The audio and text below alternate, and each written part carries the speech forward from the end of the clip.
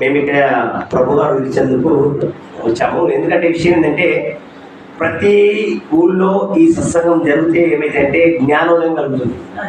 జ్ఞానం కలుగుతుందంటే అందరూ వచ్చి మనం అసలు మనిషి అంటే ఏంది, మానవ జీవితంలో ఏం చేయాలి, మానవుడు అంటే అసలు ఏంది, మానవులలో ఏం చేయవలసిన పని లేదని శాస్త్రం ప్రకారం మనం చెప్పుకోవాల్సి వస్తుంది. ఇప్పుడు అత్తెల్లి గ్రామంలో ఫస్ట్ టైం మేము వచ్చాము. అంటే అంతకుముందు ఒకసారి వినాయక కమిటీ అప్పుడు వచ్చాము, మళ్ళీ మధ్య రాలేదు. కాబట్టి అసలు మానవ జన్మలో 84 లక్షల జీవోత్సవం మానవుడు ఎందుకు ఉంటుందంటే ఇప్పుడు 4 యుగాలు సత్యయుగం, త్రేతాయుగం, ద్వాపరయుగం, కలియుగం. ఒక్కొక్క యుగానికి ధర్మం ఉంది.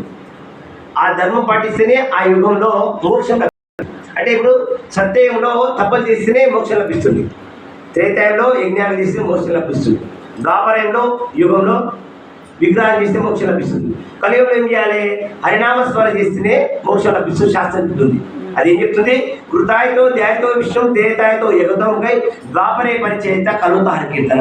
ఒక్కొక్క యుగానికి ధర్మం ఉంది కదా, ఆ యుగంలో అది చేస్తేనే మోక్షం లభిస్తుంది. కలియుగంలో దాని స్పెషల్ ఏంటంటే నువ్వు యజ్ఞాగా చేసినా, తపస్సు చేసినా, బేల్పరత బంగారం చేసినా ఫలితము హరినామస్మరణ చేస్తే లాభం ఉంది.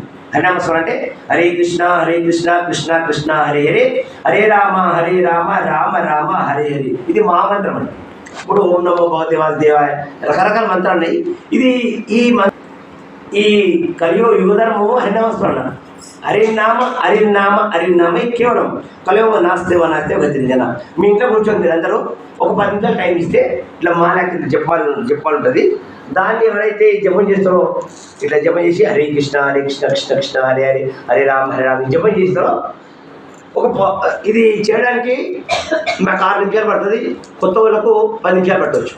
కానీ దీని మాట ఏంటంటే ఎవరైతే రోజు ఒక మాల చేస్తారనుకో పొతరంగా ఇప్పుడు చేపు తీసి కొత్త చేపు తీయాలి. ఎందుకు చేపు తీయాలంటే కళ్ళ పసుకులలో చెరుపాలు చేతి కొట్టాలి. అదేవిధంగా ఈ కలియుగంలో ఈ భక్తి ఎవరు చేపు తీయాలి. కొందరు సుకృతులు ఇప్పుడు ఇంతమంది పిలిస్తే మీరు 10 మంది ఎందుకు వచ్చారు, సుకృతి ఉండాలి అందరికీ. సుకృతి అంటే భక్తిలో 1,00,000 ఒక్కరికి వస్తాడు. మనుష్యానం శాస్త్రేషు 1,00,000 మందిలో ఒకరికి భక్తి అంటారు, అందరికీ అంటారు. కాబట్టి ఇది కలియుగంలో ఎన్ని దోషాలన్నా భాగవతం చెప్తుంది. ఏం చెప్తుంది, కలిదోచే నిదే రాజ్యం అస్థి ఏకో మహాగుణ కీర్తనాద శ్రీకృష్ణ ముక్త సంగపరం రజే. కలియుగంలో ఎన్ని దోషాలన్నా ఒక మంచి గుణం ఉన్నది. ఏం గుణం అంటే ఎవరైతే కృష్ణుని కీర్తన చేస్తారో ఈ దోషాలన్నీ పట్టబశలు అయిపోతారు, శాస్త్రం చెప్తుంది. కాబట్టి మీరు కూడా ఇప్పుడు మనం అంటే చాలామంది ఈ శరీరం అనుకుంటాం. ఈ శరీరం కాదు, లోపల ఉన్న ఆత్మ. మనం అంటే ఆత్మ కానీ శరీరం కాదు. ఇప్పుడు ఎందుకు చెప్తున్నా అంటే ఇప్పుడు ఒక రాజు దగ్గర ఒక చిలుక పంజరం ఉందంట. ఆ రోజు ఆ పంజరం పాలు చేస్తున్నట్టు చిలుకకు ఆహారం పెట్టడం జన్మర్చినాయి. ఇంకో రోజు చూసినాక అది చిలుక చనిపోయింది. చిలుక చనిపోయినాక పంజరం పనికి వస్తుందా? అదేవిధంగా లోపల ఉన్న మన ఆత్మ అనేది వెళ్ళిపోతే ఈ పంజరంతో పెద్ద పని ఉంటుంది. అది దాన్ని అటు పెట్టాలి, లేకపోతే కూడిపోయాలి. ఈ 2 పనులు చేయాలి. కాబట్టి మానవ జన్మలో ఈ కలియుగంలో మాధ్యమంలో ఎవరైతే కృష్ణారామ గోవింద నామ జపిస్తారో వాళ్ళు ఆనందంగా ప్రశాంతంగా సుఖంగా ఉండగలుగుతారు. ఎందుకంటే ఈ విషయం బయట ఎక్కడ చెప్పరండి. ఏ గుడికి పోయినా కానీ జీవితం వేసి ప్రసాదిస్తారు, రైట్ పోమంటారు. కానీ ఈ విషయం తప్పని చెప్పారు. అంటే కాబట్టి మనము ఇక్కడ కీర్తన స్పెషల్ ఏంటంటే భగవద్ది మీరు కూడా ఈ భక్తి ఆచరిస్తే మీరు ఆనందంగా ప్రశాంతంగా సుఖంగా ఉండగలుగుతారు.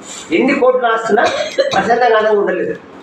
ఈ కలియుగంలో ఒక గురువు చెప్తాడు, ఒక ఇట్లా మీటింగ్లో ఒక ఆయన చెప్తారు. ఏం చెప్తారంటే ఒక సౌత్ దగ్గర ₹1,10,000 వజ్రం అని చెప్తాడు. ఆ మీటింగ్లో లెక్చర్ ఇంటర్ దాంట్లో ఒక దొంగ ఉంటాడు. అరే ₹1,00,000 వజ్రం అంటారు, మళ్ళీ వజ్రం తీసుకుంటే బెస్ట్ అంటారు అనుకొని ఆ పలాని సౌత్ దగ్గర